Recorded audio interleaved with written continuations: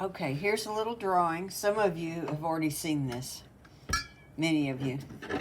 Here's a little drawing of this, or my interpretation. I left the handle off of this one. You can put the handle on. I'm just being lazy trying to do a quickie here. Okay, so the first thing we're going to do is we're going to really saturate this this container. Gee, I can't even talk. Okay, and by that I mean we're going to like super saturate it. We're getting it just heaped up with water. Now there's a trick to this too. If you're using 140-pound arches, and this only goes with arches, I don't know what other papers are going to do. If you're using 140-pound cold-pressed arches, you probably will need to double wet it. If you're using 300-pound, double wetting is actually not a good idea because you can get some side-to-side movement of the water and wind up with your paint creeping over the edges where you don't want it to. Oh, of course I don't have the right brush handy. I never do. I'm just going to put a little water on the handles too. All right, now what we're going to do is we're going to let that soak in, really soak all the way in. We're not going to work on it yet. See, it's all shiny. Shiny is bad, okay? We want to make it real shiny and we want that to soak in. Now, my plan, as much as I have one, is that, and this is different than what I did with my Friday class. Yes, one thing is different. So, my plan is to make this shiny looking metal here and to use different pigments in the onion, or some different pigments, so that the onions are not quite as bright as this kettle looking thing, whatever it is. So there's a little bit more difference maybe than what you see here in the photo. Okay, I will come back when this loses its sheen. While I am still waiting for this to lose its sheen, I went ahead and I painted this onion over here with water again. And you'll notice that I drew this in with green pencil. You could draw it in with anything. I'm also going to suggest that you go on the internet and find, look for photos, Google photos. Don't Google pictures. Go Google photos of copper pots. And there's just tons of fun-looking pots to choose from that have got this same look to them. My surface is still really wet here. It's moist in the house because I've been boiling water on the stove, trying to keep the air from being too dry. So I'm using Quin Gold, maybe some Nickel Azo. I'm going to use yellow ochre. That's Cheap Joe's yellow ochre, by the way. I actually like the color of it a little bit better than Daniel Smith's. Daniel Smith's looks a little bit like raw sienna, at least the one that I used. He's got several versions of it. And I'm going to use Quin Burch Scarlet. That's for the first part of this. So I pre-wet those quite a while ago because I want to be able to get up some pretty thick paint because we're going to have this super wet surface. And I will come back. Okay, hi, I'm back. So the sheen has just gone off of this. I am going to now very lightly re-wet it. And that means I've got it just about as saturated as it can get, and I want a little bit of moisture on the surface, not much. There's a lot of moisture down inside. That's going to change the way the paint takes to it. It's also going to buy you a little bit of time to play with it if you want to, but that's not the whole reason for this. All right, so now I am taking, let's see if I can do this way. I'm going to take color direct out of here like that, because I've got that pre-wet and I can get some pretty strong color. The reason is I've got all the water I need on the paper. And so, okay, now I'm looking at the picture. Where's the darkest areas? Okay, I want to get strong paint, so I'm continuing to dip into that Quinn Gold. I want this to be pretty strong, and remember, it's going to dry lighter. It always does. I'm standing up to do this, so I may not get the detail shapes as good as they could be. I don't always care about that, but those handles could use a little bit more care. So I'm getting, and I'm going to put, you know, the same color in back around here. The thing is, you can also lift this really easily.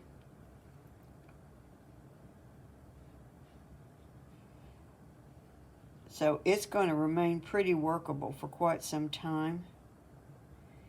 Now the highlight's right in this area on this one. And it gets a little extra dark down under here, and there's going to be a little bit of a highlight there. Remember that that highlight is not near as light as it appears to you. That you've got to keep that from getting too strong. So maybe I'll just pick up, here I've got a little bit of Nickel Azo over there, and it's thinner too. So I'm going to do that. And then let's pick up, I'm using Quinn Burnt Scarlet. Again, I'm picking it up right out of the well, and I'm adding it to this. And if you work it just right, you can make this just as smooth as you want it to be. I'm really not taking that kind of care. There, see, I picked up some really strong paint there, because this kind of has a beaten up look. And we might could even achieve that.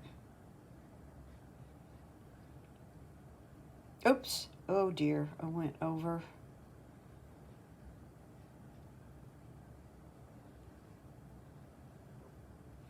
Get a little more shadow in there. Actually, this should still affect that.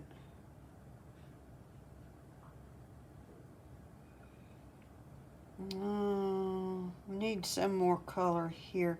I think I need a little more Quinn Gold right there. So I'm gonna do that with my brush, and I'm gonna pick up, oh, whoops, picked up the wrong color.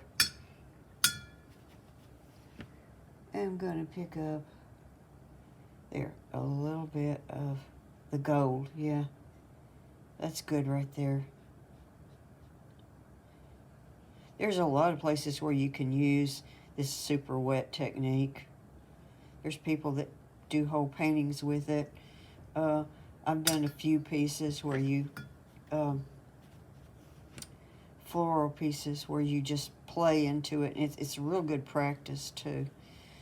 Okay, so then I'm looking at this, and I want, you see there's a highlight, real strong highlight right up there, and I missed it. See there? I'm going to add a little water right here. There we go. Now I can also squeeze my brush out. I may have lost a little too much color, but I can always add that back later if I want it. So I could do the same thing right here. You could take a smaller brush too and work like this. Like I said, if I was sitting down, I could brace my arm. I'm just in the mood to stand. I'll tell you something about that in a minute.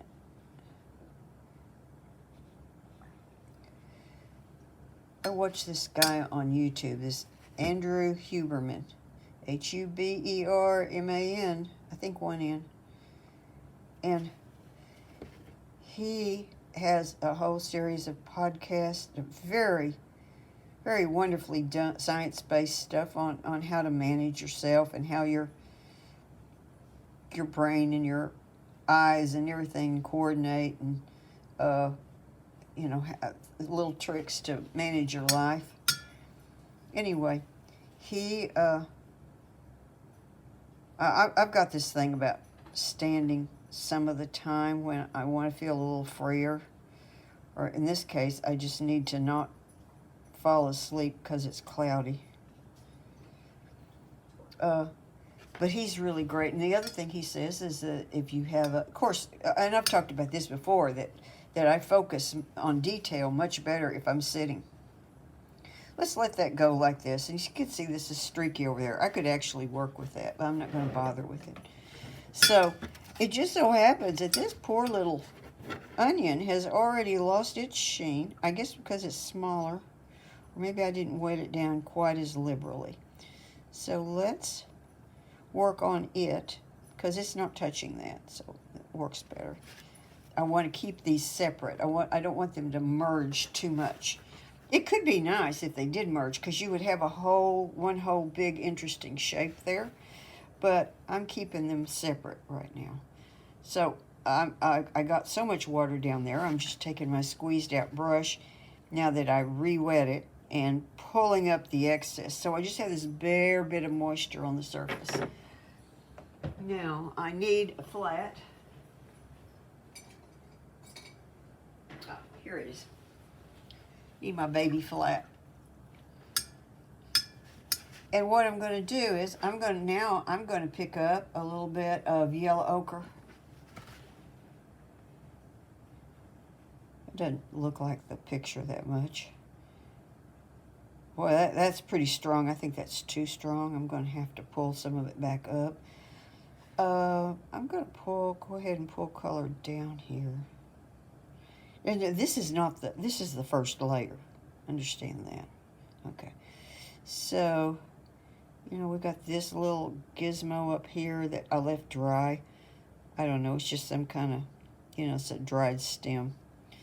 So, and there's a little shadow coming down there, although we might do that later. All right, so what do we do now? I think I'm going to pick up a little New Gamboge. And this is thin. I'm just picking up a little bit to kind of tint the top part of this. Now let's start to play in here. Well, let's pull that brush down.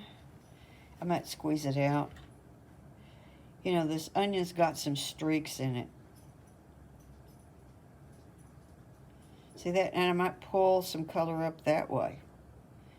See, now we're getting a little texture going around the onion. See that? Now here I've got the paint on too thick. So I'm going to pull that up. And then I may even add a little water here.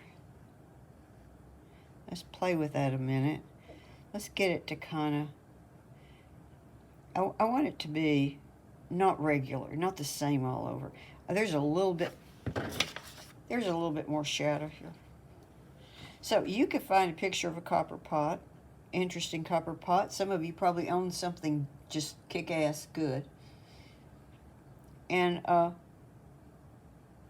there's a good chance you've got an onion in the fridge or on the counter. Or if you don't, you should, because they're good for you. Okay, so that might be my first color. I could, if I wanted to, maybe pull a little bit down here. I just don't like these floating in space, but I'll tell you what, I'll pull a little down here too. This is still the ochre. That copper pot color is just too intense, I think. The only reason I'm doing that right now is because it's really bothering me that those just look like they're floating in space. I just need to set them on something a little bit. So I'm doing this more from my mental state at this point than because it's smart. In fact, I don't even know if the light's coming from that way, I think. So the shadow's probably in the wrong place. Here, I'll do a little bit like that. And then these need to dry before I do that one, which I won't even do that on camera. And, oh dear, this poor handle. I forgot about it. It may be too late to fix it. Maybe we can make it better.